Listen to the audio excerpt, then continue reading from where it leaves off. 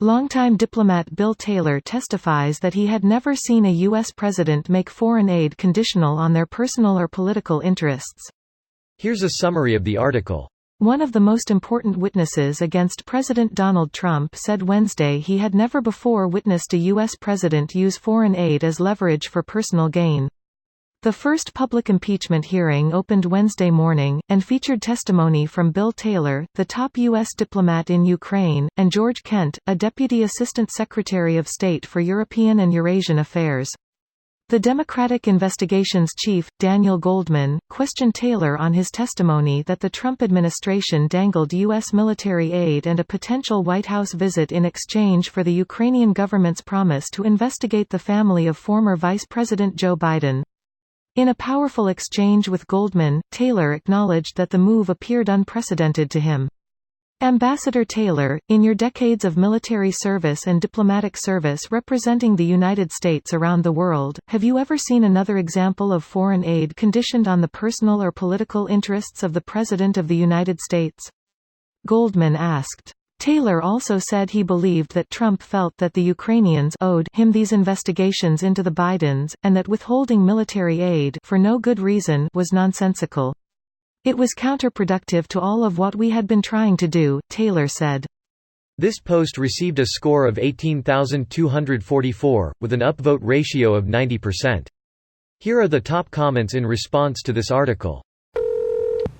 I mean, Nixon as a candidate sort of did it when he told South Vietnam to hold off on the peace talks until after the election because he claimed that he could get them a better deal and more support.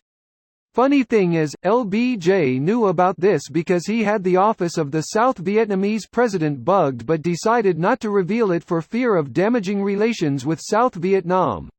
And let's not forget about Reagan's back-channel deal in 1980 vis-a-vis Iran and the hostages. This is just what conservatives do, only normally they're not so stupid and reckless as Trump. Wait, wasn't the hostage part just a total cover-up? There was some receipts for the weapons that were dated before the hostages were even captured, but it was close enough that they could lie about it all and admit to the false scenario because it was still better than the truth.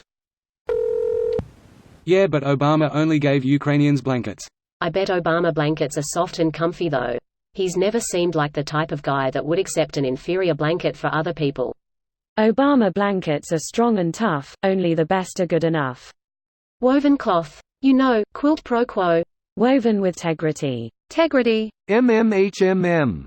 Too new. I won't allow it. My local Baltimore news station, after the hearings thus far, see? No evidence, whereas I saw the testimony as pretty fucking damning, from a "that guy did illegal shit" perspective.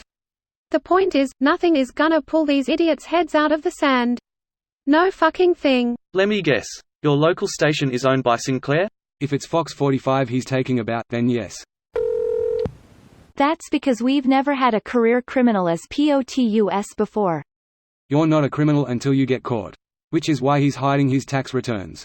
And refusing to let members of his administration testify. That's what subpoenas are for. They've illegally ignored over 80 subpoenas.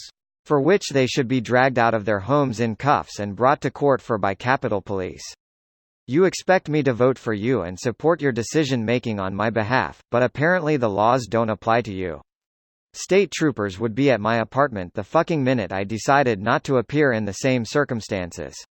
Anyone that continues supporting people that are literally giving the middle finger to the system of laws designed to keep our country functioning should be ashamed of themselves.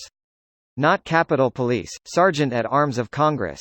Now the SA may request aid from Capitol Police. I'm not entirely certain of the levels of jurisdiction, but I'd be wary of Congress telling the DC police or any police force what to do specifically. This video was automatically created by Reddit to speech. The article and comments in this video were selected from Reddit according to their upvotes, and any paraphrasing was performed by smmry.com, without any human intervention.